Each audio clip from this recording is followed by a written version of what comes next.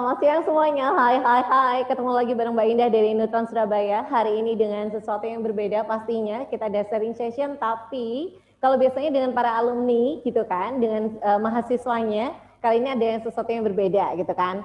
Why? Karena hari ini kita bakalan berkolaborasi dengan Universitas Hang Tuah yang terkenal banget dengan kampus Laut Biru gitu kan. Jadi semuanya membiru loh Dek gitu kan. Yang pasti ada sesuatu yang berbeda gitu kan. Kenapa sih Nutron Surabaya pada siang hari ini berkolaborasinya sama UHT, Kampus Laut Biru? Ya, karena mereka punya sesuatu yang unik gitu, yang harus orang-orang pada tahu semuanya gitu kan. Dan kali ini kita akan memilih jurusan psikologi. Kenapa sih Nutron Surabaya juga pilih jurusan psikologi? Karena memang jurusan yang satu ini banyak sekali peminatnya. Baik itu anak IPA ataupun anak yang IPS. Bakalan kita bahas tuntas nih jurusan psikologinya seperti apa gitu ya. Nah, kali ini Mbak Indah nggak sendiri adik-adik, karena di sini Mbak Indah ditemani oleh dua narasumber sekaligus ya kan. Di sini yang pertama nanti ada Mbak Anissa Nilasari SPSI, ya say hi dulu sama Mbak Nilainya, semuanya, gitu kan. Semuanya. Dan untuk narasumber yang kedua ini langsung dengan dosennya. Nah ini seperti Mbak Indah bilang kan, langsung dengan dosennya. Jadi nanti bakalan diceritain nih kuliah psikologi itu seperti apa sih, serunya seperti apa, nanti akan dibahas tuntas ya. Siapakah nama ibu dosen yang cantik ini? Nanti bakal kita panggil Mbak aja karena memang masih muda juga gitu kan. Di sini ada Mbak Wanda Ersyanti MPSI Psikologi gitu. Iya, oke ya. Jadi adik-adik buat kalian nih yang kepo-kepo psikologi seperti apa, ya kan? Nah, harus ikutin stay tune aja sampai dengan 1 jam ke depan. Oke? Nah, tadi udah sempet tuh ditayangin kan UHT itu seperti apa, kampus Laut Birunya seperti apa, dan apa uniknya dari UHT ini. Maka dari itu kita langsung tanya-tanya aja ya sama alumninya. Siapa? Kita sapa dulu Mbak Nila gitu ya? Ya, oke. Mbak Nila sehat? Alhamdulillah. Apa kabar? Baik? Baik Alhamdulillah ya. Jadi ada yang ada di sini, Mbak Nila ini salah satu alumni dari psikologi UHT gitu ya? Betul. Mbak Nila, biar ini audiensnya juga pada tahu nih, partisipannya juga pada tahu kenapa sih Mbak Nila kok milih jatuh hati nih sama UHT-nya. Psikologi UHT itu apa yang menarik di sana gitu? Oke, boleh nggak sih Mbak saya langsung menampilkan slide-nya begitu? Oke, biar bakal ditampilkan biar slide-nya. mereka bisa melihat. Oh siap. Gitu ya. Biar tahu bedanya kita lihat aja slide yang ini gitu ya. Iya. Oke. Ya apa bedanya ya? Oke. Banyak yang kepo soalnya Mbak kemarin Mbak gitu. Sih? Kenapa harus psikologi UHT? Kenapa saya memilih gitu ya? Karena memang basically gitu psikologi UHT itu berbeda dengan psikologi yang lain gitu ya. Karena basically memang di bawah naungan Yayasan Nala, yaitu Yayasan Angkatan Laut gitu. Oke, makanya disebut kampus Laut Biru tadi ya. Dan juga kampus Laut Biru Blue Ocean Campus gitu ya. Dan juga basically juga maritim psikologi maritim seperti itu. Psikologi maritim gitu ya Mbak ya. Itu yang membuat beda dengan yang lainnya. Karena memang di Indonesia Mbak Indah ya, itu kan antara daratan dan lautan, itu lebih banyak lautan, bener nggak? Betul. Nah, karena kita sebagai negara maritim juga gitu kan. Jadi terlepas dari itu, laut, maritim itu kan berhubungan dengan laut nih ya. Di sana juga pasti banyak, nggak hanya secara kita melihat laut itu seperti ini, enggak, tapi di situ ada sisi psikologis orang-orang yang bekerja di laut. Apa sih? Nah, kita mengkaji itu gitu. Jadi juga ya, jadi seru banget benar-benar yang membuat berbeda dengan kampus yang lainnya. Seperti itu. Siap. Jadi ini kenapa? Karena ada basically maritim psychology-nya. Nah, ini yang tertarik nih ya kan.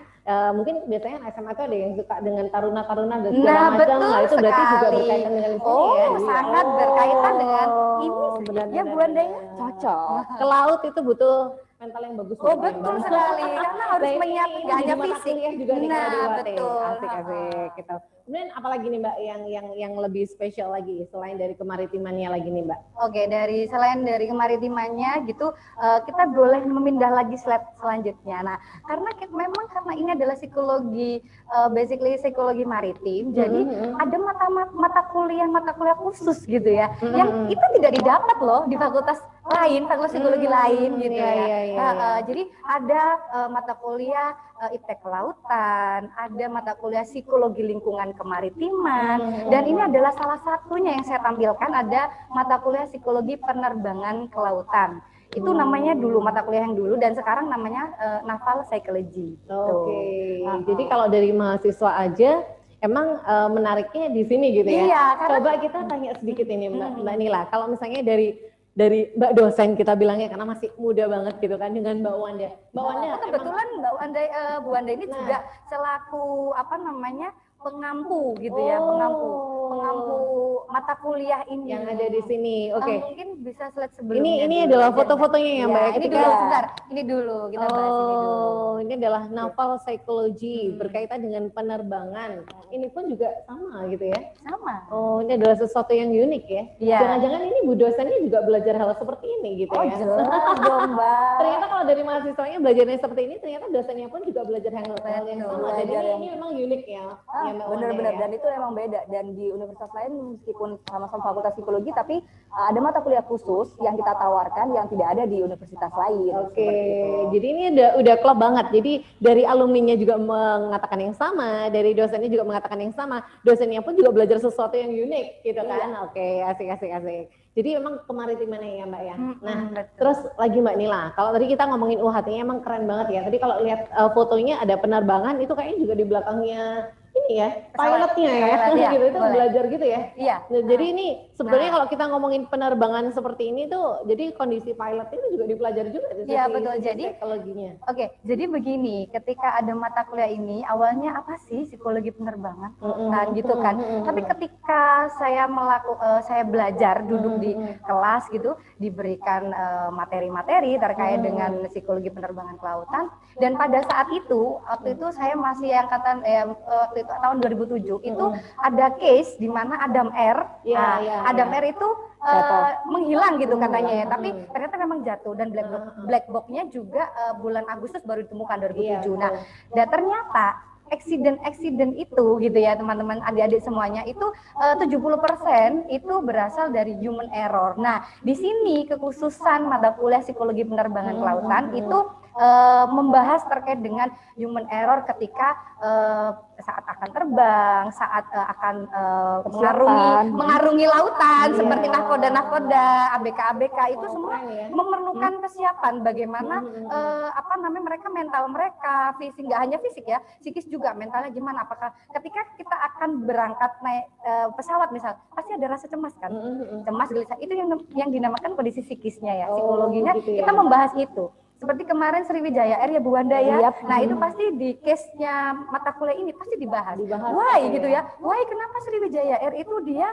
kok bisa dia sampai ada accident gitu. Itu ternyata 70% itu karena human error. Betul sekali, dan itu juga sempat diberitakan juga sih di TV gitu ya, di media bahwa emang human error ini kayaknya yang luar biasa deh gitu ya, yang mempengaruhi influence gitu ya.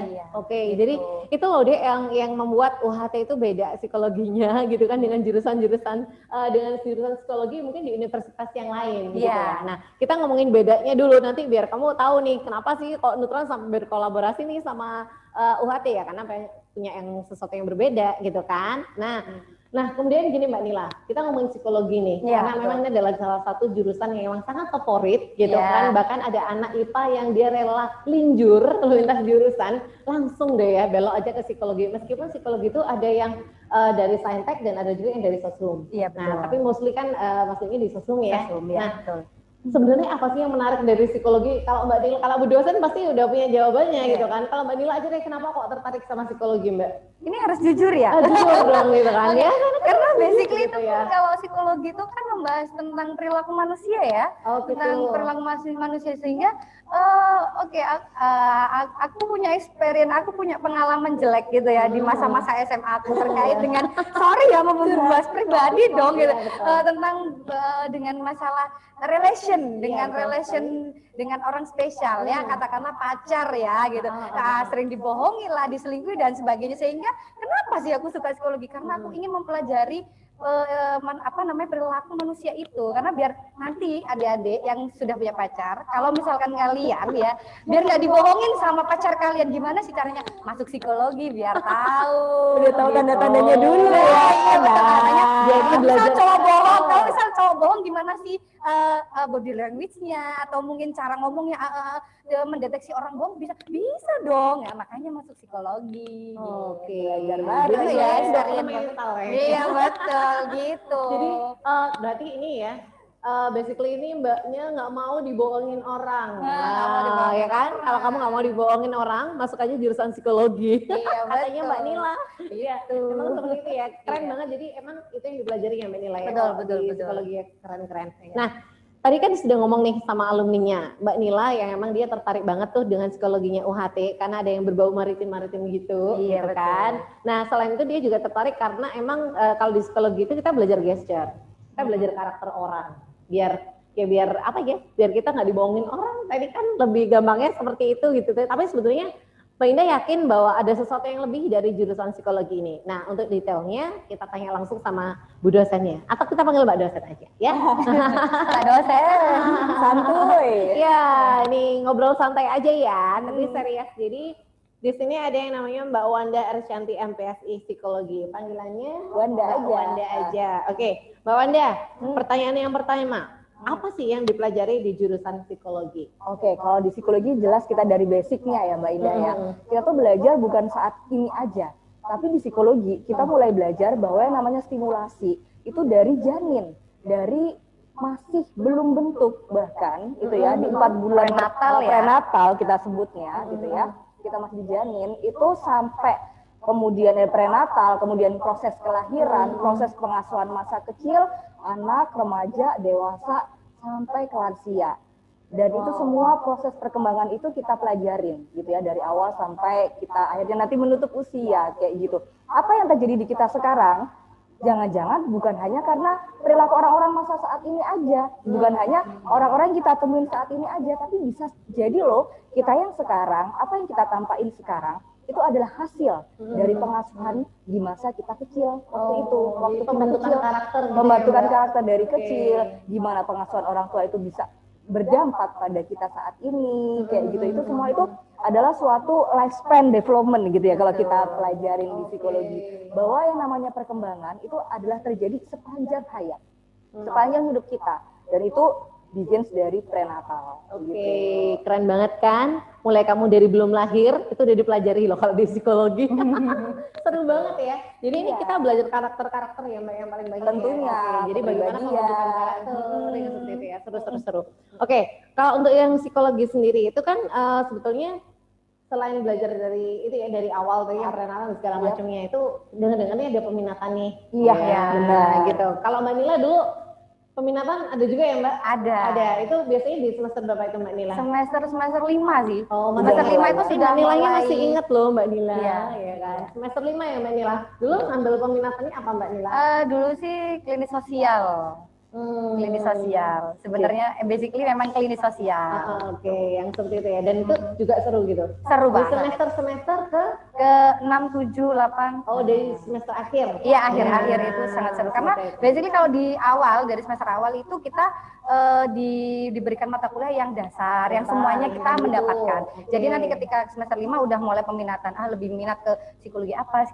Oh gitu ya. Jadi psikologinya ternyata macam-macam gitu kan. Dan seperti apakah peminatan yang ada di psikologinya kita langsung aja, ya kan? Gimana Mbak Wanda? Untuk peminatannya apa aja nih macamnya? Oke, peminatannya ada macam-macam nih. Yang pertama dari yang tadi saya sempat sebutin itu adalah peminatan psikologi perkembangan. Ya, jelas banget kan dari perkembangan dari kecil sampai lansia nantinya, kayak gitu.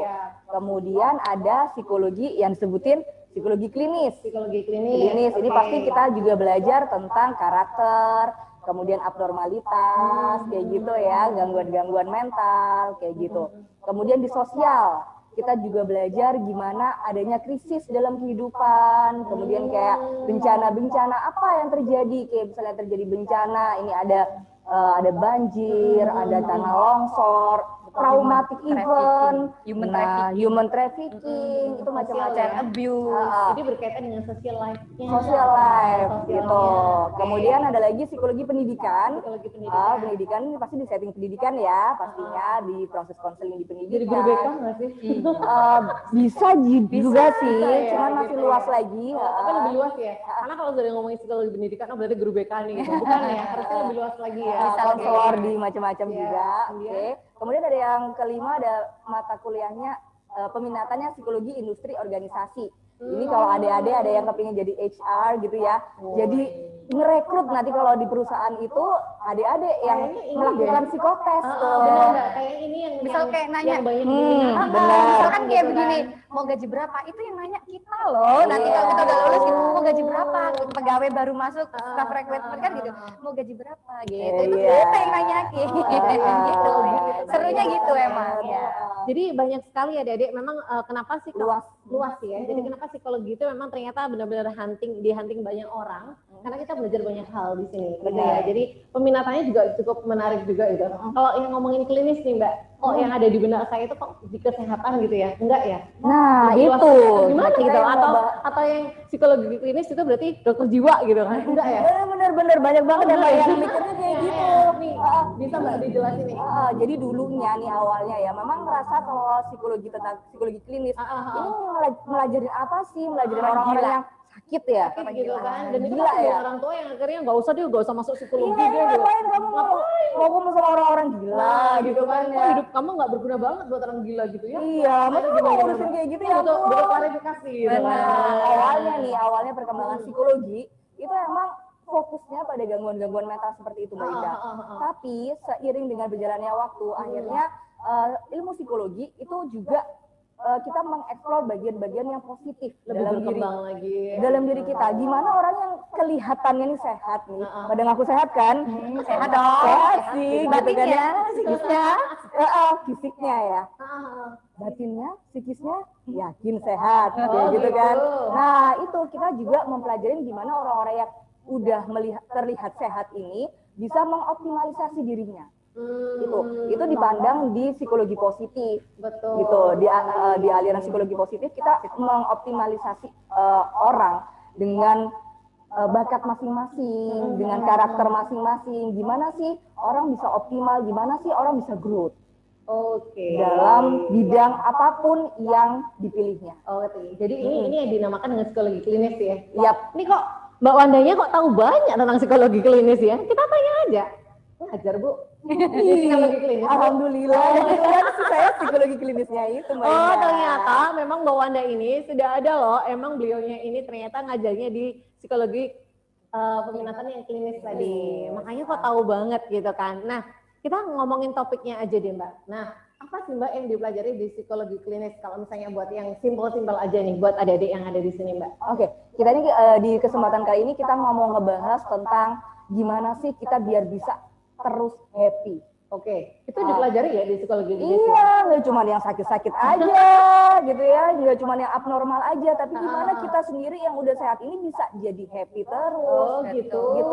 Bahwa kita ini ternyata bisa menciptakan create own happiness. Kita bisa meng-create kebahagiaan kita sendiri. Betul sekali. Nah, ini yang mau kita bahas lebih lanjut nih. Yuk kita bahas bareng-bareng. Siap. Jadi ini adalah tema siang kita hari ini, psikologi klinis ya. Jadi dengan create your own happiness. Kalau kita ngomongin happiness gitu kan, itu pasti kebahagiaan gitu kan. Apakah kita bahagia? Ya, itu nanti seperti apa Mbak ini? Bahagia itu seperti apa sih Mbak? Nah, kalau aku mau nanya, kalian lagi bahagia nggak sih? Kapan sih terakhir kali bahagia? Kapan ya terakhir kali Coba Kanila kapan ya? Bahagia kalau apa ya Kanila ya? beberapa hari yang lalu saya bahagia banget karena saya menerima uang dong. Uang apa nih sebenarnya? Uang saku dari orang tua atau gimana? Enggak dong, uang tunjangan awal tahun. Oh, tunjangan awal tahun. Oke, mantap. Kayaknya seger nih kayaknya kan Seger dong. Kayaknya jumlahnya bikin seger nih teman-teman. Seger Kalau Mbak Indah nih, tetap aja sama ya, temanya juga sama kayak Mbak Nila, ketika diterima duit bonusan, waduh seru. dapat duit bonusan baru Bonusan dari happy. suami Mbak kalau saya gitu kan. Alhamdulillah ya. Alhamdulillah gitu kan. Oke, Kanila baru happy kalau dapat duit awal tahun. Iya, betul. Mbak Indah dapat duit dari suami. Kalau teman-teman kira-kira happy-nya kapan nih? Coba diinget-inget kapan ya. Deh, terakhir kapan kali kamu senang, terakhir happy-nya gitu kayak kan. gitu. Nah, aku pernah nih Mbak Indah nanyain tentang topik ini ke teman-teman yang masih SMA. Kemudian kita tanya di kelas, kapan sih kalian terakhir happy? Kemudian saya cukup surprise juga dengan jawaban-jawaban mereka. Jadi ada sih yang mereka happy ketika dapat uang saku dari orang tuanya. Nah, sama mirip sih ya, uang saku dari suami, dari orang tua gitu kan ya. Kemudian ada lagi jawabannya yang bikin mencengangkan, mereka happy waktu dapat motor baru dari orang tuanya. Betul sekali, punya pacar baru juga. Punya pacar bener. Kalau habis jadian pasti dong berbunga-bunga semuanya ya, semuanya terasa indah gitu ya. Nah, sekarang nggak pingin bobo gitu ya Mbak ya, pengen terus kan ya, Pengen video call terus gitu ya, terus gitu ya, on cam terus ya, gitu. kayaknya handphone itu dipegangin terus gitu ya, betapa bahagianya. Tapi Mbak Indah, kalau mau ngomongin kayak gitu, terus kita pikir lagi, kalau kita baru bahagia kalau kita dapat bonus awal tahun, apakah kita harus nunggu awal tahun berikutnya buat ngerasa happy lagi? Berarti happy itu bersyarat ya Mbak? Happy-nya bersyarat dong. Happy kalau misalnya dapat duit bonusan. Happy kalau dapat motor baru. Nah, happy kalau dapat handphone baru, pacar baru, selingkuhan baru aja. Nah, ini ternyata kalau aku simpulin nih, kalau aku yang ini aja, kan Mbak Ina nggak belajar psikologi ya, jadi kan ini kalau simpulin aja langsung, berarti bahagia itu bersyarat Mbak, gitu kan. Nah, bahagia kok jadi bersyarat ya? Iya. Nah, ini yang bikin Padahal kalau judulnya lagu kan bahagia itu sederhana ya Mbak. Mestinya. Gimana tuh Mbak? Kalau- Menggabungkannya gimana tuh? Nah, gimana nih? Bahagia kok ada syarat dan ketentuan berlaku gitu kan ya? Kayak Jarang-jarang dong. Kalau mau ini aja, Iya, kayak promoan. kayak nunggu sel promoan aja, syarat dan ketentuannya panjang lagi kadang-kadang ya. Iya. Kalau ini, kalau itu, dan kalau ini, gitu kan ada banyak. Nah, kalau kayak gitu kapan kita happy-nya? Nah, ini ternyata kalau di kebahagiaan gitu ya, kita lihat dari teorinya Seligman yang kita bahas tentang happiness, itu kebahagiaan itu ada dua, adik-adik. Ada dua ya Mbak? Ada dua. Ada kebahagiaan hedonistik sama kebahagiaan yang autentik gitu. Nah, yang tadi disebutin sama teman-teman di sini, sama Kanila, kemudian sama beberapa jawaban yang aku dapetin, ya gitu ya. Kebahagiaan-kebahagiaan itu yang disebut adalah kebahagiaan-kebahagiaan yang masuk ke hedonistik. Hedonistik. Oh, hedonistik. Hedonistik. Ketika tadi kebahagiaan kalau sekedar dapat uang, dapat motor, dapat pacar, kebahagiaan hedonistik. Kalau aku pernah denger sih Mbak, hedon itu kayaknya buat yang foya-foya ya. Wah, Kayak gitu. Jadi nggak sih? Iya benar-benar. Jadi di hedonistik ini adalah kebahagiaan yang kita rasain ketika kita memiliki kepunyaan tentang materi. Betul. Nah, sekarang kalau kita bahas lagi ya, kita dapat handphone baru, seneng nggak? Seneng dong. Seneng dong, gitu ya. Kita beli bulan Januari. Kira-kira bulan April, apakah kita masih bahagia gara-gara handphone kita baru? Itu udah beda lagi gitu. Udah beda ya. Udah beda, Udah bergeser kan? kebahagiaan. Udah bergeser kan? Nah, kebahagiaannya mungkin udah bergeser Maknanya ya. luntur kan jadinya. Nah, benar. itulah yang namanya kebahagiaan hedonistik. Kita temporer jadinya. Ketika kita memiliki materi tertentu, kita happy, kita senang. Tapi apakah long lasting itu semua? Iya benar. Benar sih. Jadi apa dong Mbak bahagia yang sejati? Nah, Jadi kepo jadinya. Dek, kamu bahagia nggak sih Dek? Gitu kan? Bahagia nggak nonton acara kita? Yang pasti kamu harus bahagia aja gitu kan? Karena tema kita bahagia gitu. iya, benar. Jadi hati-hati nih, jangan sampai kita terjebak sama sesuatu yang hedonistik. Banyak S dan K-nya tadi. Kita baru bahagia kalau dapat sesuatu materi yang kita dapetin. Benar-benar. Dan itu ternyata oke lah, kita punya mobil baru, kita punya handphone baru, kita punya pacar baru, kita bahagia tapi ternyata temporer. Nah, Seligman menjelaskan tentang kebahagiaan yang autentik ini. Autentik ini dia ngejelasin bukan tentang sesuatu yang kita punya aja, bukan tentang kekayaan kita, bukan tentang jabatan kita saat ini, bukan juga karena barang-barang kita makanan, ya seneng emang ya makan boba-boba, mimi boba-boba, terakhir emang senang, tapi ya itu lebih jauh lagi kita tuh harus memaknai momen itu bahagia apa enggak gitu ya. Dan itu didapatkannya dari mana? Didapatkannya ketika kita mendapatkan kekuatan dari diri kita sendiri. Kita paham tentang apa yang kita milikin. Betul. Kita tahu plusnya kita apa, kelebihannya kita apa. Nah, inilah yang justru akan membawa kita ke kebahagiaan yang autentik. Yang lebih yang nggak cuma temporer.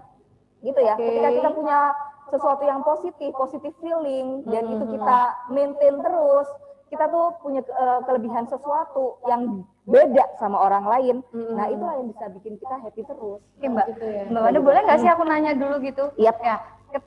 Ini sebagai contoh aja sih. Ketika misalnya saya kan dapat uang nih, Aha. kan aku dapat uang, gitu. Aha. Itu kan katanya bahagia gitu Yap. ya. Nah, terus ketika diginiin, ya udah kalau misalnya kamu udah dapat uang, kamu cari pacar gitu. Terus saya jawab dong, loh, aku bahagia itu ketika aku punya uang daripada aku nggak apa nggak punya pacar. Yang penting aku punya uang. Itu aku termasuk kebahagiaan yang apa ya? Gitu. Nah, itu berarti Manila udah Aku angkat satu mana sih atau apa sih yang bikin dia bahagia, dan itu tidak bergantung pada standar orang lain. Neutron di Wijaya Kusuma. Oh, jadi setiap orang beda ya Setiap orang kebahagiaannya. setiap orang Oke, punya oke. bahagianya masing-masing. That's why itu dari judulnya Create Your Own Happiness. Betul. Happy-nya kamu sendiri itu kamu yang ciptain. Betul. Dan itu jangan sampai ada syarat-syaratnya itu tadi, biar jadi sesuatu yang lebih hakiki, yang autentik, yang menjadi keseluruhan yang apa ya, secara keseluruhan kita tuh akan menjadi happy ketika kita punya kelebihan tertentu. Kita tahu kelebihan kita, positifnya kita apa. Nah, itu tadi. Nggak harus kita punya pacar, nggak harus kita punya suami gitu ya. Untuk mencapai kebahagiaan. Tapi kan punya Yang penting kan punya uang. beda-beda. Salah satu yang bikin kita happy itu adalah nggak compare hidup kita sama hidup orang lain. Nah, itu bener. Ya, Bener padahal- banget. Karena kalau nggak gitu biasanya kan kalau kita membedakan anak itu kok bisa beli ini ya, beli iPhone apa XR bisa. Aku hanya cuman sekedar HP ini gitu misalnya, Vivo atau apa sekedar gitu. Terus kok bisa gini. Terus kan itu kan menyamakan diri kita dengan orang lain gitu. Padahal Terus-terusan kita bandingin Betul, sama betul, punya betul, orang betul. lain. Akhirnya nggak bahagia. Capek dong. Kapan bahagianya Benar, kalau benar, kayak benar. gitu. Jadi sebetulnya bahagia itu nggak harus bercara. Benar. Kita harus punya standar sendiri supaya jadi happiness yang autentik tadi. Yes. Gitu kan? Iya. Nah, kalau kita ngomongin masalah komparasi, Mbak Nila, Iya. tadi kan ngomongin, pokoknya ini bandingin sama temennya kapan bahagianya gitu kan. Padahal kalau kita ngomongin komparasi itu secara otomatis. Iya, betul. Dalam hidup Secara kita refleks langsung udah. gitu. Nah, itu gimana tuh, Mbak Wanda? Oke. Yang otomatis compare. Oke, Nah, jadi ini kan kita kasus nih. lanjut ke next slide-nya ya. Gimana sih kita nih ya. Oke, next. Nah, ini.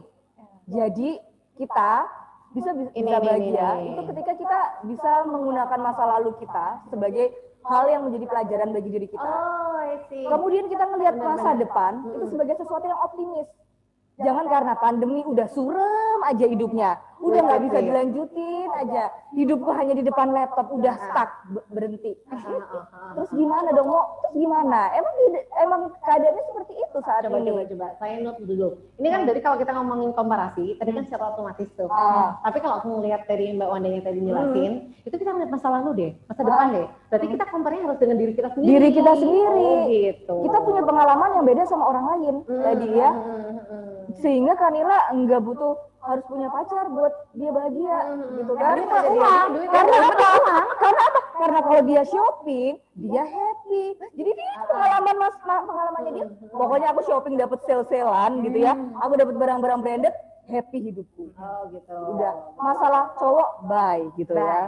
Bikin pusing, migrain, Vertigo langsung. vertigo. Udah nggak usah dipusingin kalau gitu. Nggak harus sama benar. bahagianya orang lain. Betul deh. Jadi sebetulnya kalau kita ngomongin happiness itu biasanya harusnya kita bisa ciptakan sendiri. Kita harus tahu, kita mengenali diri kita ya Mbak. Iya. Gitu ya. Oke. Nah ini kalau kita ngomongin standar kebahagiaan orang yang A, yang B pasti beda gitu kan. Kamu ketika dapat jatah SNMPTN. Nah ini karena memang pesertanya ini juga dari kelas 1 SMA, 2 SMA, 3 SMA ada Mbak. Oke. Gitu kan. Kalau misalnya kita ngomongin mereka ini pasti juga punya target gitu kan. Benar. Bahagia banget kalau misalnya targetnya mereka tercapai gitu kan. Nah, tapi contoh.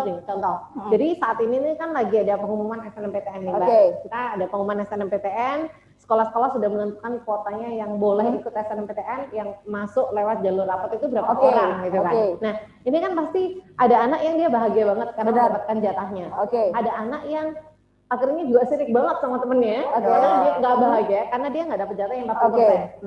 Ini gimana Mbak? Oke, bedanya? itu tadi karena kita pertama juga nggak boleh kita compare sama orang lain, tapi kan gimana itu refleks nih gitu ya. Berarti sibukkanlah adik-adik sama yang kamu miliki. Oh. Jadi manusia yang aktif, jangan yang pasif gitu ya.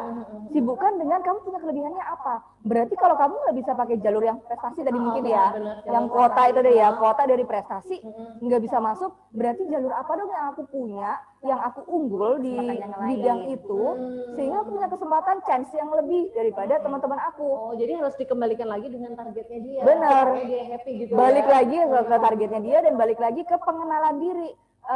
Adik-adik tahu plusnya yang mana gitu, yang positifku yang mana gitu kan. Teman-temanku oke lah, dia adalah ranking 1, 2, 3 paralel dan aku nggak bisa gitu. Tapi ternyata aku misalnya punya bakat kayak gitu.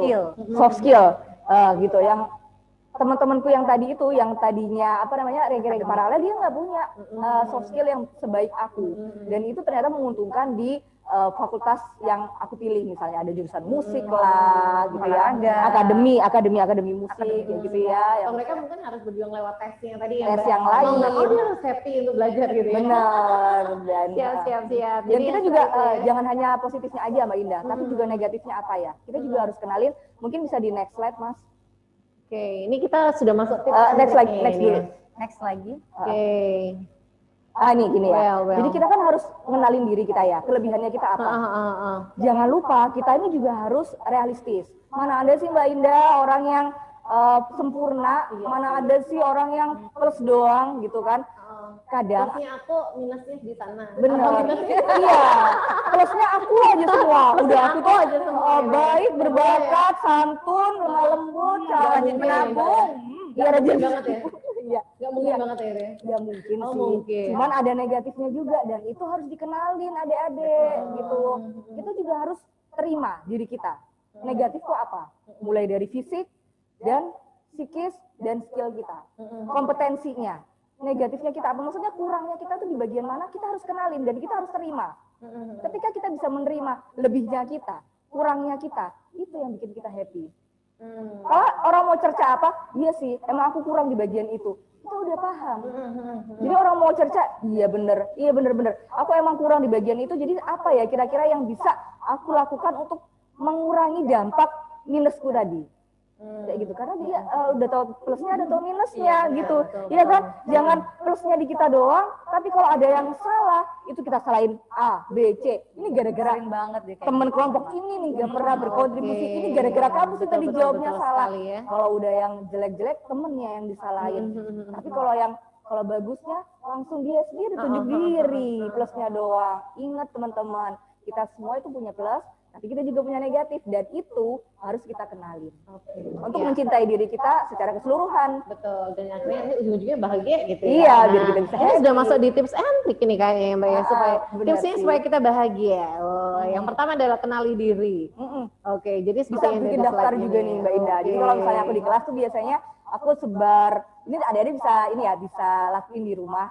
Jadi kayak aku seringnya tuh pakai kayak kertas lipat Mbak Indah dengan warna yang berbeda. Misalnya warna kuning untuk positifmu dan warna hijau misalnya atau merah gitu ya untuk negatifmu. Kalian buat list. Nggak apa-apa. Kalau misalnya kesulitan, boleh loh misalnya temennya yang suruh bantu isi dulu. Jadi nanti kita bandingin. Teman-teman lihat diri kalian itu plusnya apa, negatifnya apa, di list banyaknya.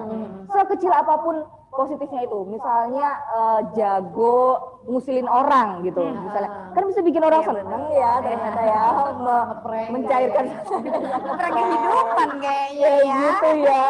Nah, itu apapun, sekecil apapun kelebihanmu, sebesar apapun kekuranganmu, tuliskan.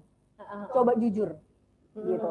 Ntar coba sama yang temennya di ini, kemudian kita lihat gimana sih pandangan orang lain ke kita, gitu. Kita juga harus melek Mbak Indah ya, jangan ngelihat itu tadi bagusnya doang, gitu. Kita juga harus melihat, oh ternyata orang lain mandang aku seperti ini ya Kanila ya, teman kerja boleh gitu. Aduh Bu, kamu tuh cerewetnya amit-amit kayak misalnya gitu ya.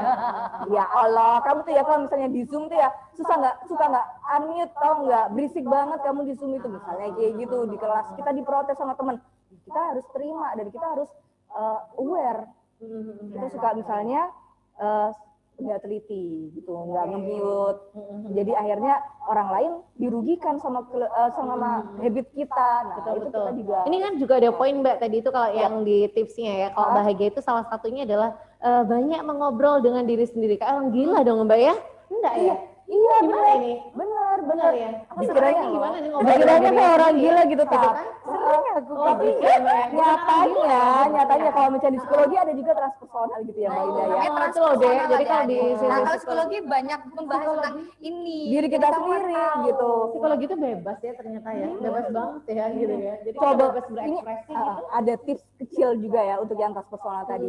Coba Mbak Ida kadang-kadang biasain di 5 menit aja atau nggak sampai 5 menit sih tiap pagi, tapi kita tuh ngomong sama cermin terus kita afirmasi positif ke diri kita. Siap. Jadi bangun pagi kamu lihat cermin, misalnya Kamu cantik. iya, Wanda kamu cantik, kamu sehat, bersyukur, alhamdulillah gitu. Kamu bisa ngobrol sama temenmu, kamu bisa hibur orang lain, kamu bisa ngobrol di neutron hari ini gitu ya. Kamu berharga buat orang lain. Itu bisa memberikan energi positif ya. Dan itu bisa balik Karena sugesti, masuk ke kita juga. Jadi saya benar-benar afirmasi seperti ini ya. Jadi ini kayaknya perlu banget deh buat anak-anak SMA yang ada di sini yang beneran yang lagi lihat acaranya Mbak Indah gitu kan. Kamu pasti sukses gitu kan. Kamu Jadi, mampu. Nah, kamu bisa gitu kan.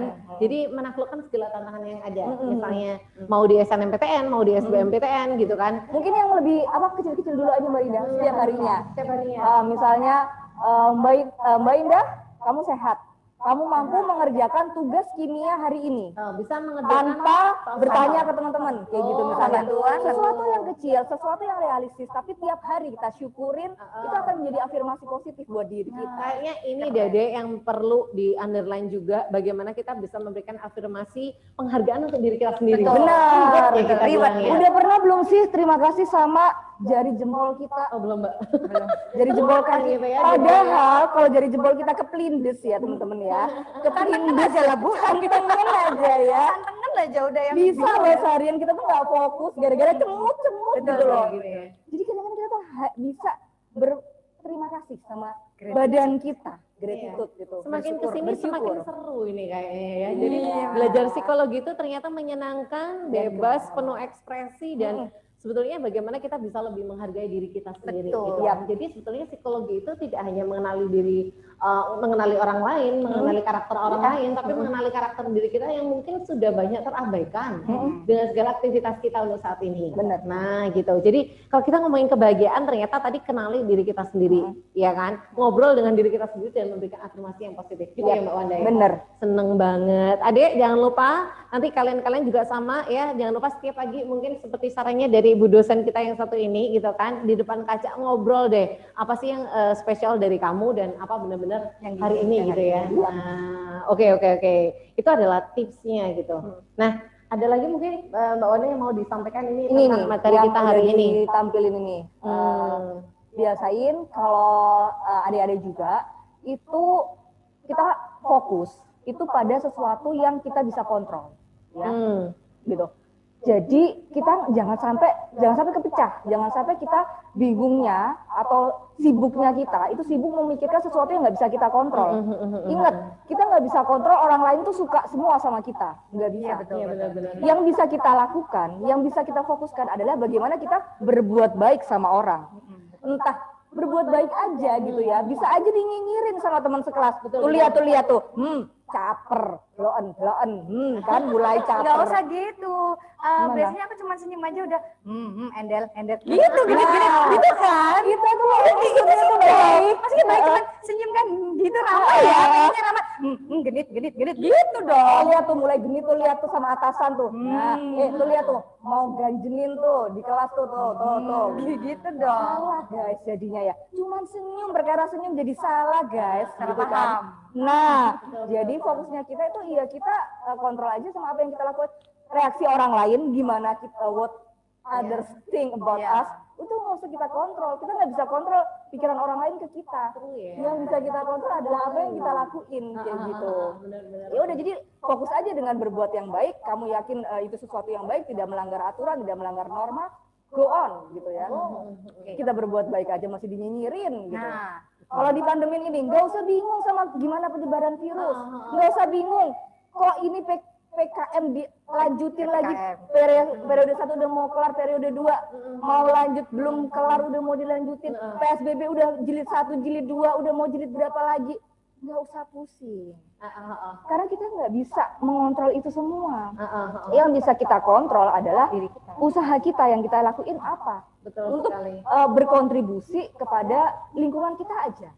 Untuk ini ya, untuk penyebaran virusnya itu, mengontrol penyebaran virusnya, ya apa yang bisa kita lakukan? Protokol kesehatan, tetap cuci tangan terus, kayak gitu ya. Kita menghindarin ke keramaian, ke mall-mall, ya udah itu yang bisa kita lakuin gitu. Nggak usah bingung sama PPKM yang mau dilanjutin lagi, itu nggak bisa kita kontrol. Mau kita pemimpin pun kadang-kadang pemimpin juga harus dengerin rakyat banyak gitu. Jadi ya nggak kelar-kelar, kapan happy-nya kalau kayak gitu. Betul banget ya Mbak. Jadi kita harus bisa mengkontrol apa yang bisa kita kontrol. Yap. Gitu kan. Oke. Next. Nih, jadi ini ya sama sih kayak tadi. Jadi pokoknya biasain lihat yang positif dari kita maupun orang lain yang kita temuin loh Mbak. Betul. Jadi jangan sampai tadi teman senyum aja nyinyir gitu ya. Tala endel. Genit gitu kan. Inilah dong aku. Padahal kan aku hal-halnya pengennya cuma senyum ramah ya. Tapi dibilang genit gitu dong. Pasti orang cantik kayaknya gitu ya. Harus dikontrol pikirannya ke orang lain juga. Iya, betul banget. Dan ini adalah list ya Mbak Wanda ya. Udah di list nih sama Mbak Wanda apa sih yang membuat kita tidak bahagia. Jadi bisa cek yang ada di sini. Nomor 1 sampai dengan nomor 18 gitu kan. Apakah ada salah satu ciri-ciri yang ada di diri kamu dan itu segera di skip kayaknya. Mungkin ada beberapa yang kita bahas dikit aja ya. Yang kayak dari membandingkan, kemudian yang ketiga high expectation. Kita itu tadi ya adik-adik. Kita semua pengen SNMPTN lolos dong. SBMPTN lolos dong semuanya. Pasti pengen. Tapi ingat, kalau kita kadang-kadang kita dengan menganalisis diri kita, jangan-jangan kita ada kemungkinan loh kita nggak lolos. Dan itu kita harus prepare gimana-gimana, ya kan? Karena kalau kita nggak prepare, stresnya kita akan lebih jauh, lebih besar ketika kita tidak bisa memprediksi keadaan di depan. Nah, itu. Jadi namanya stresor itu ya. Stresor itu akan lebih besar ketika kita tidak bisa mengendalikan dan kita tidak bisa mempersiapkan apa yang ada di depan. Sehingga, yaitu kita perlu ekspektasi itu kita harus realistis. Misal nih Mbak, kalau kita ngomongin high expectation, harapan yang begitu tinggi ya, apa relasinya sama target? Iya, benar. Ya sama. Karena kan kita biasanya udah punya target tuh. Bener. Dan kita berharap banget dong dengan target yang kita punya. Bener. Sehingga kita bisa punya effort. Betul. Nah terus itu baik. Bisa jadi nggak bahagia dong. Itu bagus, benar. Tapi ingat, target yang ada diciptakan udah sesuai belum sama kapasitas. Nah, ini ya. Kalau misalnya kemampuan kita nilai sendiri, kita harus jujur tadi, kita ada positifnya, ada negatifnya. Jangan-jangan ada kemungkinan nih kita nggak keterima misalnya SBMPTN. So, udah nyiapin alternatif belum? Jangan sampai belum. Kita ekspektasi tinggi bagus, baik, wajib malah. Jadi kita harus kejar. Tapi ketika nggak bisa ini ke-stuck gitu ya. Ini yang bisa bikin orang jadi hancur gitu ya. Frustasi ketika ada hambatan. Jadi orang frustasi gitu. Jadi alternatifnya apa nih? Betul. Biar kita nggak hancur-hancur banget kayak gitu ya. Ketika menghadapi sesuatu yang ambiar kemana-mana diajak. Jadi jangan salah loh. Tadi ketika ada kata-kata high expectation itu sebetulnya oke aja, tapi harus realistis ya Mbak ya. Jadi ini kalau misalnya kaitannya sama targetnya kalian, targetnya tinggi tetap boleh. Boleh, bagus tapi banget. tetap disesuaikan juga dengan kapasitasnya. Jangan sampai ketika ini kita jadi ambiar, kita jadi nyalain diri sendiri, kita jadi ngerasa kita ngerasa nggak berguna, mengurung diri di kamar. Misalnya ada siswa kita misalnya Mbak, dia itu berharap banget nih ini ya termasuk siswa yang eligible, siswa yang masuk jatah di SNMPTN 40% yang prestasi gitu. Ternyata dia namanya nggak ada.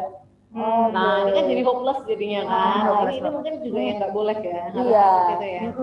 Apa nih alternatifnya yang berikutnya yang tentunya juga tetap tinggi, tapi ada jalur lain seperti itu. Harus ada solusi. Harus ada solusi, harus ada alternatif. Kita juga harus realistis. Oke, siap. Oke, mungkin dari sini dulu apakah ada question yang muncul dulu Mbak, kita cek dulu ya. Jadi apakah ada yang mau ditanyakan tentang topik kita hari ini? Yang pasti jurusan psikologi untuk UHT emang berbeda sekali karena ada basically kemaritiman. Kemudian selain itu untuk yang jurusan psikologi juga ada peminatannya yang biasanya itu dipelajari di semester akhir, dan di sini dosen kita, ibu dosen kita pada siang hari ini adalah yang di bidang peminatan klinis ya, peminatan klinis. Jadi kita membahas tentang happiness. Apa sih yang sebetulnya membuat kalian itu happy gitu kan? Yang bikin kamu nyesek apa? Itu nanti boleh ditanyakan via chat. Apakah ada pertanyaan di sini? Adek, belum? So far belum ada pertanyaan tentang tema kita hari ini? Mbak Ida, boleh nggak saya melanjutkan slide saya yang tadi? Oh, boleh. Memberikan informasi kepada adik-adik ya. Iya, boleh. Nah, terkait dengan yang di UHT tadi kan, nah ini kan ada beberapa foto, jadi ini adalah karena basically untuk psikologi kemaritiman yang ada mata kuliah psikologi penerbangan kelautan gitu ya.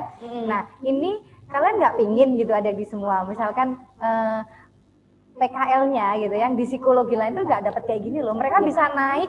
Kalau zaman saya dulu gitu banget ya. Kalau zaman saya dulu waktu mata kuliah ini dulu tuh kita ada 2 pesawat gitu dibagi ketika PKL itu ada 2 pesawat, satu helikopter dan satunya itu tim pesawat kasa, di mana pesawat kasa itu adalah pesawat yang dipakai untuk mengangkut gitu ya, membawa para prajurit atau tentara-tentara yang akan melakukan perang kayak gitu. Jadi seperti ini contohnya tugas kemana gitu. Nah jadi kayak contohnya ini, coba lihat pilot dan kopilotnya ganteng banget ya. Iya gitu. Jadi mereka bisa loh naik. Nah itu mereka bisa naik di pesawat berinteraksi langsung. Itu sama ada penerjunnya juga ya waktu itu ya. Jadi mereka siap-siap terjun juga tuh. Kayak gitu. Jadi dan ini mereka juga bisa duduk loh di tempatnya pilot dan kopilot gitu. Jadi mereka bisa merasakan dalam artian itu kayak ternyata jadi pilot itu seperti ini ya. Human error-nya gimana pasti tahu dengan kondisi seperti ini. Oh ternyata gini ya, begini gitu. Dan aku pikir dengan terjun langsung itu juga kita bisa lihat ya bagaimana karakter dari pilotnya, gitu kan, karakter dari penerjunnya seperti apa, itu juga sepertinya kalau pembelajaran karakter itu ketika seperti ini aja gitu ya, kayaknya udah begitu beberapa menit kayaknya orangnya seperti ini deh, itu psikologi itu seperti itu ya Mbak ya. Oke. Jadi keren banget. Terus next, jadi ini ada lagi nih Mbak Ina yang tidak didapat dari psikologi lain gitu, psikologi terus lain. Nah ini tuh ada kegiatan joy selling saat ospek universitas saat. Jadi kita namanya Prodamaba atau program pendampingan mahasiswa baru. Jadi ketika ospek ini kan 1 minggu ya. Nah biasanya di hari ketiga, biasanya di hari ketiga itu kita ada acara atau kegiatan joy selling, di mana joy selling adalah berlayar. Nah, pakai itu kapal perang bener ya. Kapal perang. Memang biasanya adik-adik kan nontonnya cuma sekedar di YouTube atau di TV gimana kapal perang lagi menangkap ilegal, kapal-kapal ilegal. Tapi ini kita merasakan langsung loh gitu, naik kapal perang, dan kapal perang itu gede banget karena memang dia untuk mengangkut prajurit-prajurit itu untuk bertugas mungkin ribuan bahkan ya, kayak kapasitasnya segitu. Dan saya merasakan waktu itu Mbak Indah saat saya jadi mahasiswa, saya kaget, wow ada kegiatan ini loh gitu. Itu sangat surprise banget karena naik kapal perang, kita berlayar dari pagi sampai sore, walaupun memang jaraknya deket sih gitu ya, deket cuman di sini di Surabaya kita seberang Madura biasanya. Di Madura, Selat Madura ke Gresik kayak gitu ya. Jujur aja itu benar-benar yang ngerasain wow keren banget, dan kita juga tahu gitu ya, maksudnya kayak kapal ini isinya apa aja sih gitu, tahu ketika kita naik di tempatnya nahkodanya kita tahu seperti ini ya posisinya, keadaannya, kondisinya, anginnya seperti ini gitu. Nah ada yang ngitung-ngitung juga ya, ada yang ngitung kompasnya itu, ada kompasnya, terus ada kayak untuk tembak-tembak itu Mbak Ida, untuk karena memang untuk didesain untuk perang ya gitu. Dan juga ternyata ketika kita di kapal itu juga ada human error gitu, dalam artinya seperti kita jadi penumpang mabuk laut kan. Nah mabuk laut itu juga bisa, itu kondisi psikis loh Mbak Ida, bener nggak Bu? Iya benar. Itu kondisi psikis di mana cemas, gelisah, keringetan, itu semua juga itu juga kita bisa mempelajari dari sisi itu juga. Dan kita juga belajarnya juga gimana sih anak buah kapal mereka harus layar selama 3 bulan atau bahkan atas lebih kapal. di atas kapal di laut nggak ketemu keluarga. Enggak ya. Nah, happiness-nya itu, kayak gitu. itu tentunya pasti akan di apa burn out kayak gitu ya. Itu kebosanan yang secara Luar psikis biasa. banget. Mereka ada hiburan aja. Ini masuk di klinis ya. Fasilitas Ini iya, ini fasilitas masuk di klinis ada. ini ya kayak Iya. gini ya ternyata ya. kayak Jadi, gitu. ini sangat menarik sekali. Nah, ini foto-foto keseruan dari mereka Manila loh ini saat ya. itu. Saya juga merasa, nah itu yang gambar nomor 2 yang berbaris banyak itu dari atas fotonya, itu di geladak utama Mbak Indah. Iya, Di geladak sebegitu utama banyaknya kapal ya. itu sebegitu banyaknya ribuan mahasiswa baru Ribuan kita waktu mahasiswa. itu, dan itu mereka muat dong gitu karena emang desainnya kapal perang. Itu tidak kalian dapat ya di mungkin universitas lain. Iya. Tapi Mbak Wana gimana selaku dosen yang saat itu juga pernah mendampingi Iya mahasiswa? benar. Kaget Sama. nggak? Kaget nyobain kan juga ya. Gitu habis itu wow kayak gitu ya. Dan ternyata ada kayak tingkatannya kan Mbak Indah. Dan ternyata ya di tingkat atas tuh mewah banget. Kemudian memang ada restricted area gitu ya. Iya, Jadi betul. kayak nggak Untuk semua perkiranya, nggak semua orang bisa masuk kayak gitu kan. Dengan itu fasilitasnya lengkap banget. Wah kayak gini ya pantesan gitu sampai berbulan-bulan yang nggak bosen ya secara semua fasilitas tuh ada di kapal itu. Dan kayak pasti gitu. juga ada psikologi psikolog yang hadir di situ juga Iya, ya. betul. Iya benar juga. Jadi emang luar biasa ini psikologi UHT-nya punya ciri khas khusus ya. Iya. Jadi belajar kemaritimannya sampai totally seperti itu. Ikut joy sailing-nya kayaknya juga Iya, joy keren sailing, gitu keren kan. banget. Apakah COVID juga masih ada? Nah, kebetulan karena COVID, Iya. sementara karena COVID kan kita tidak boleh berkerumun, social Tapi distancing ini dan tetap akan menjadi programnya. tetap programnya tetap ada, cuman karena ini masih pandemi gitu ya. Ya Rehat semoga dulu aja ya. kedepannya untuk yang mahasiswa baru nanti semua selesai, Ketika ini kondisinya berakhir membaik ya. gitu, dan itu pasti akan ada terjadi.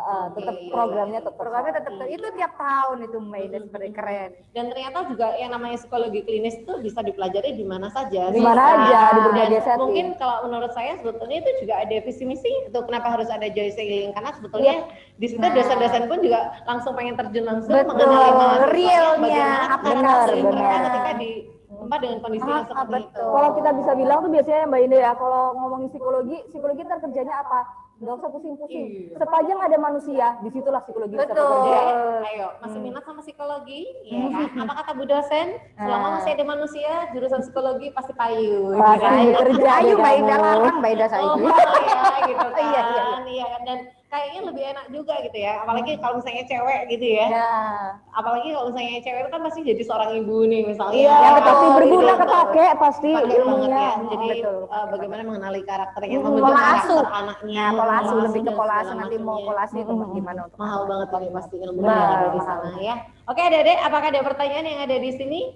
Adakah Mas itu? Belum. Belum ya? Ya, jadi Saya kalau misalnya memang tidak ada pertanyaan di sini, mungkin ada. Saya boleh lanjut dulu Mbak. Oh, Dengan Mbak Nila slide kan? saya tadi belum selesai Siap. ternyata. Kayaknya Mbak Iya, Nila oke. masih punya banyak. Nah, ini Mbak Ida yang paling penting ya. Hmm. Gimana sih cara masuk psikologi UHT gitu kan? Nah, ini Karena yang kan pertama. ini memang menarik banget ya untuk yang psikologi UHT-nya ya. Nah, yang pertama yang jelas, kita bisa daftar online di website UHT dengan pmb.hangtua.ac.id dan pilih Fakultas Psikologi untuk jadi pilihan yang pertama. Gitu ya.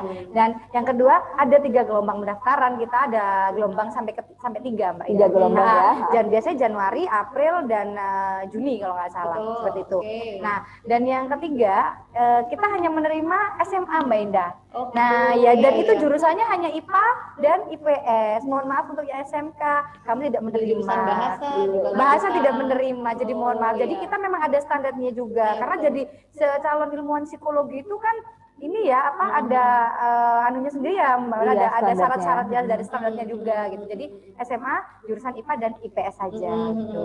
Dan juga nah, ini bagi kalian yang orang tuanya itu adalah angkatan laut. Nah, dapat beasiswa Mbak Indah 50% untuk Oke. yang orang tuanya angkatan laut. Lumayan kan gitu. Dan juga ada lagi beasiswa bidik misi dari pemerintah. Nah, ini juga orang tua juga mendapatkan bidik misi ini dan sudah banyak mahasiswa kita yang mendapatkan beasiswa ini. Dan lumayan Benar-benar ditanggung. free ya? Ya, hidupnya juga ditanggung. Ketika misalkan dia ngekos apa, tetap dikasih dari bantuan dari pemerintah. Mantap. Selain sekolahnya yang gratis.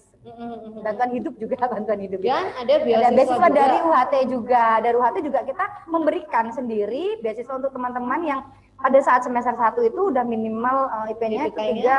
3,85. Oke, Gitu. lengkap banget. Jadi ada yang mungkin yang kayaknya udah punya, aduh aku punya gambaran nih, aku pengen di psikologi aja deh. Nah, mungkin ini juga bisa dijadikan ini ya, alternatif Choice juga ya, choice gitu juga. kan. Jadi, Oke. oh ternyata istimewa kok gitu. Ada lagi mungkin Mbak Nia? Ada, masih di next bisa. Nah, ini prosedurnya jika sudah masuk pasti melengkapi administrasi gitu kan. Administrasinya saya itu, nah itu tadi ketemu lagi ketika sudah masuk ada program pendampingan mahasiswa baru yang joy selling tadi, Joy naik selling tadi. naik kapan, naik kapan. Semoga bisa segera dilaksanakan. Ya, amin gitu kan. Terus nanti ada PLO yaitu Psycho Leader Orientation, itu istilahnya kalau ospek fakultas ya Bu Wanda, biasanya 3 bulan ya itu kita ya, itu untuk pengenalan lingkungan kampus. Iya, tapi itu tuh berpengenalan. Tapi kami humanistik banget kok, Iya, tenang tenang aja. lah, psikologi tuh nggak ada yang ini kok, human semuanya, human karena kita mempelajari human ya kita gitu. Jadi seperti itu. Terus setelah itu kuliah. Nah, kuliah tadi ada PKL-nya termasuk di penerbangan kelautan, praktek-praktek tadi. Jadi pilot bukan jadi pilot tapi mempelajari pilot bagaimana psikisnya dan sebagainya itu. Setelah itu wisuda dan kerja begitu. Oke, siap. Dan juga proses websitenya itu kita bisa diakses baru tanggal 25 besok. Januari ini ya, udah bisa Januari ya. ini 25 Januari ini baru bisa diakses Hari gitu. Senin ya? Iya, hari Oke. Senin. Jadi yang kepo-kepo, Nah, monggo silahkan. Fakultas Langsung aja ke Psikologinya website. UHT Ya. dengan yang spesial nih karakternya kemaritiman tadi, boleh. Mau ikut joy sailingnya, boleh. Boleh. Mbak, ini permisi mau tanya, gimana kalau seseorang yang mentalnya juga unstable parah tapi minat ke psikolog? Gimana nih Mbak? Oke, terima kasih dia buat jawab. Sorry. Terima kasih buat pertanyaannya ya. Oke, jadi ini ada yang mau nanya nih, gimana sih kalau seseorang yang mentalnya unstable tapi minat ke psikologi? Jangan khawatir ya. Kalau di psikologi Mbak Ida tuh ya, sering-seringnya kita tuh kalau nanya ke mahasiswa, pengennya apa sih? Mereka tuh sering-sering sharing adalah permasalahan yang udah dia hadapin. So, sering banget emang kita dibuat namanya psikologi itu kita emang berobat jalan gitu. Bukannya apa-apa, kita semua sendiri, kita tuh punya kisah sendiri, trauma sendiri setiap orang. Masa lalu. Kita Jadi semua ini punya masa lalu. sebagai ajang untuk penyembuhan diri sendiri. Bisa jadi. Alangkah baiknya kalau yang namanya kita punya ilmu, praktekin dulu ke diri, gitu kan? Nggak cuman ngomelin orang lain, gitu. Tapi gimana ke kamu sendiri? Apakah udah bener? Nah, itu jelas banget kalau misalnya kita memang ada sesuatu yang perlu diperbaikin, ya kita sambil mengenali diri kita sambil kuliah itu tadi, gitu ya. Oh, aku sering banget juga kayak misalnya di perkuliahan gitu ya Mbak ya, tugas-tugas perkembangan. Oh, jadi aku belum lunas nih tugas perkembanganku. Ini aku belum. Oh iya, ini aku kayak gitu Mbak Indah. Sama aja si dosennya juga kayak begitu gitu ya. Jadi kita juga mempelajarin apa sih sebenarnya yang masih perlu kita kembangkan, apa yang belum kita raih, yang sesuai dengan tugas Karena perkembangan seperti yang kita sampaikan di awal tadi bahwa kita belajar tentang perkembangan gitu kan ya. Jadi psikologi emang buat siapa aja gitu. Bahkan yang unstable emotion atau mungkin punya masalah dan trauma sendiri, ya memang nggak apa-apa, cocok banget malah gitu. Apalagi kalau itu bisa diterapkan untuk diri sendiri, alangkah baiknya. Tenang deh, dulu aku waktu juga di saat di psikologi gitu ya, awalnya kan serem banget ya, harus ketika harus presentasi di depan dosen itu kan membutuhkan effort yang sangat tinggi banget buat supaya kita berani ngomongnya nggak gitu kan. Gimana bisa aku bisa di sini ngobrol dengan lancar, dan itu aku belajarnya juga di pas saat kuliah gitu, dengan public speaking ya gimana mengurangi rasa cemas, gelisah saat mau presentasi misal, atau menghadapi orang-orang, itu kan dipelajari semua nanti di psikologi, tenang aja. Jadi nggak masalah ya. Jadi buat tadi yang sempat nanya, terima kasih pertanyaannya bagus banget. Bagus banget. Ya, Keren. Tetap oke aja meskipun masuk psikologi ya. At least kamu bisa menyembuhkan diri sendiri gitu kan. Nah, misalnya bisa menstabilkan diri sendiri dan nanti bakalan juga ditularkan pada orang lain. Nah, misalnya seperti itu. Oke, jadi masuk aja deh. Cocok nih, nggak apa-apa gitu ya. Bahkan mungkin kalau misalnya kita ngomongin jurusan lain nih Mbak, kan ada yang tanya juga sempat gitu, Mbak Indah kalau misalnya jurusan ilmu komunikasi nih harus pinter ngobrol nggak ya, harus pinter bacot nggak ya gitu kan. Nah sempat, padahal ternyata di ilmu komunikasi pun juga sama. Ada yang jurnalis kan ya, ada yang nggak harus komunikasi secara secara verbal tapi tulis gitu ya. Oke, dan ini masih ada tanya lagi nih. Bu dosen, bagaimana cara meringankan beban stres saat menyusun skripsi? Keren banget siapa nih yang lagi stres gitu kan ya. Ingat teman-teman, namanya stres itu emang di mana-mana. Yang mahasiswa stres waktu skripsi, yang lagi sekolah stres waktu ujian, SBMPTN, kayak gitu yang namanya stres itu terus kita hadapin teman-teman. Terus gimana dong? Tapi kalau di psikologi stres itu ada dua, ada eustress namanya dan ada distress, gitu ya. Ketika kita stres, oke, setiap orang ternyata punya rasa stres, setiap orang mengalami stres atau tekanan dalam hidup. Tapi kita bisa pilih, kita akan menjadikan stres itu sebagai eustress atau sebagai distress. Kalau kita menganggap stres itu ada sesuatu yang tekanan, yang bikin kita nggak bisa ngapa-ngapain, yang bikin kita akhirnya mager, baik, ya udah itu namanya akan menjadi distress. Nggak kelar-kelar, karena kita bulat aja, nggak dihadapin stresnya. Oh gitu, malah kabur malah ya? Malah kabur, malah mager aja terus gitu ya, dan nggak mau membuka mata untuk menghadapi kenyataan itu. Betul. Tapi kita punya pilihan kedua alternatif, menjadikan stres itu sebagai eustress. Yang namanya stres itu pasti akan dihadapin. Yang namanya skripsi, itu siapa sih yang ngerasain? Semua orang, semua mahasiswa kok, gitu kan? Gimana orang-orang bisa lulus? Bisa mereka dengan melakukan eustress itu. Mereka memanajemen stres itu. Mereka merasa tekanan, itu dijadikan sebagai motivasi. Gimana ceritanya skripsi ini bikin aku segera lulus, aku segera kerja, sehingga itu adalah motivasiku. Bikin orang tua nggak bayar lagi SPP semester depan. Misalnya kayak gitu, itu kan jadikan eustress. Memang tekanan, tapi tekanan itulah yang membuat kamu bangkit, membuat kamu menghubungi dosen pembimbingmu, membuat kamu mengerjakan revisi dari dosen pembimbing. Jadi gimana caranya stres itu diarahkan menjadi sesuatu yang positif, tetap lagi positif psikologi gitu ya. Balik lagi, nyambung lagi bahwa stressful sesuatu yang membuat kita tekanan bisa jadi sesuatu yang positif gitu. Jadi fokusnya diarahin ke eustress, itu akan membakar kamu, kapan kelarnya gitu kan.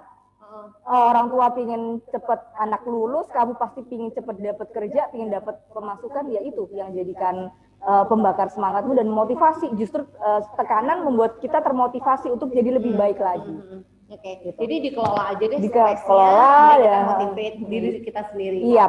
Oke, jadi nggak usah stres karena hidup itu penuh ujian. Iya. Wow. Kalau kamu ada ujian sekolah, kita punya ujian hidup. Ya. Benar. Terus nggak kelar-kelar ya, Mbak Indah ya.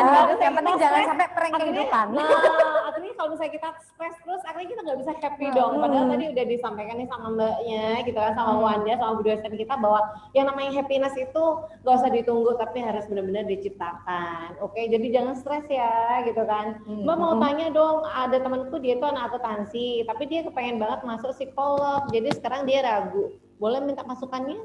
Oke, jadi memang ini sering banget ya Mbak ya, kayak misalnya udah jalan kebingungan memilih. Iya, kebingungan memilih, kayak jalan 1 semester, jalan 2 semester, kemudian ngelirik ke fakultas lain, kemudian kepingin. Kalau di universitas swasta masih bisa ya. Jadi mungkin teman double gitu?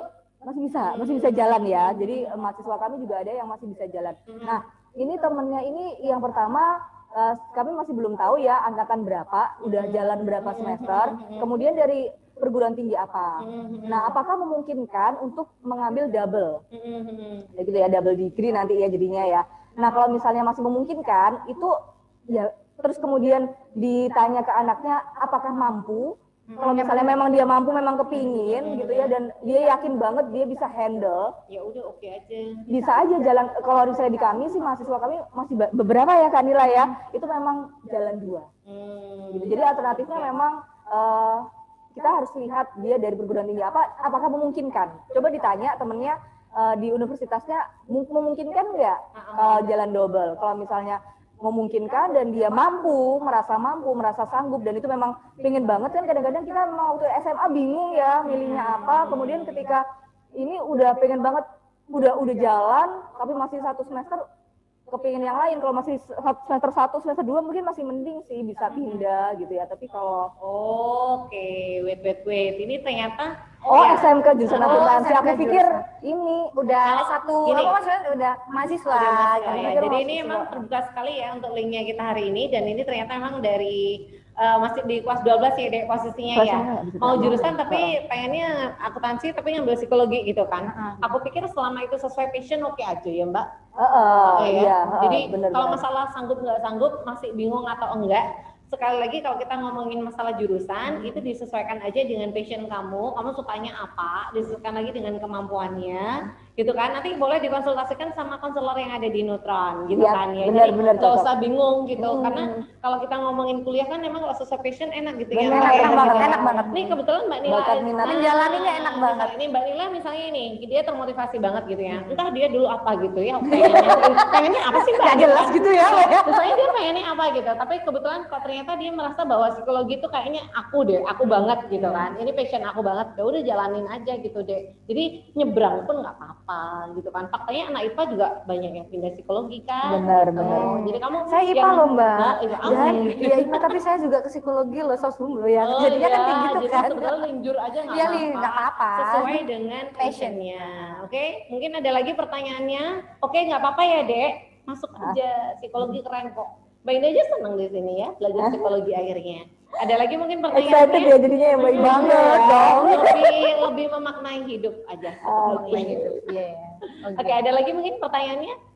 No? Oke. Mungkin karena memang sudah lama sekali ini waktunya. Ada deh Mbak Indah mau sekedar ngingetin aja bahwa acara bareng Hang Tua ini akan berkelanjutan. Nanti masih Sabtu lagi. Setiap Sabtu kita bakalan bahas tuntas nih. Iya. Ya. Dan temanya beda-beda. Temanya beda-beda. Jadi ada lagi pertanyaannya Keren ya. loh. Oke, nah yang pasti nanti kita dengan jurusan psikologinya Hang Tua, peminatannya berbeda-beda. Yang pasti untuk masalah prospek pekerjaannya seperti apa, tadi Bu dosen udah menyatakan toh, selama masih ada manusia hidup, itu jurusan psikologi pasti payu gitu kan. Kedepannya untuk psikologi itu gimana ya Mbak, kayak pekerjaannya gitu.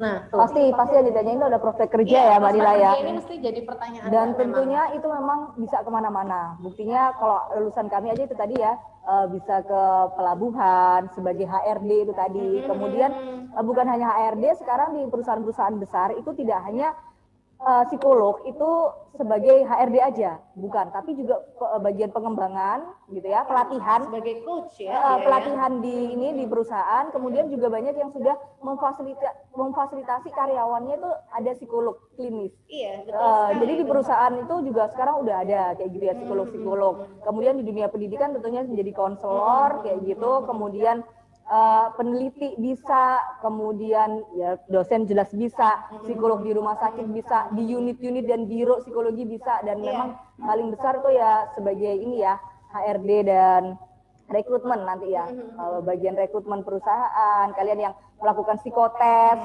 calon karyawan, melakukan interview wawancara kepada para karyawan. Kemudian kalau di pendidikan bisa mulai dari PAUD, Mbak Indah, gitu ya.